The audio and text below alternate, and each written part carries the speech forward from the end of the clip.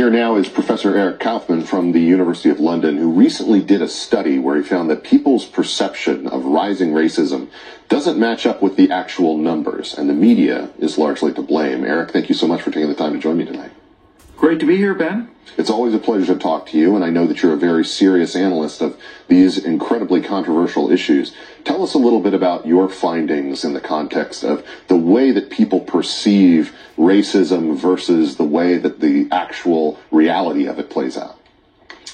Well, really what this study finds is that the people's perceptions of racism and the reality of racism have been diverging, especially in the last 5 years or so.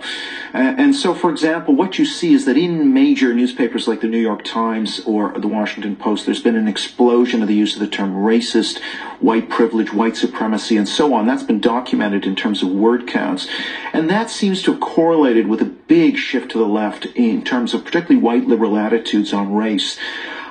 And what that seems to have produced is a big distortion, again, in people's perception of the size of this problem. And just to give you a concrete example that is rooted in undisputable fact, I asked the question in my surveys to both black and white respondents, what is more likely, which is the more likely cause of death for a young black man in America? Is it a car accident, or is it to be shot by police? It's a clear fact that it's about 10-1 in favor of car accidents over a police bullet, and yet 8 in 10 African-American Biden voters and 7 in 10 whites who believe that Republicans are racist, that white Republicans are racist, actually said that it was police that were more likely to be the cause of death for young black men. So this is leading people to have a distorted picture of reality, and that then feeds into a whole series of political attitudes. Mm-hmm. You know, Eric,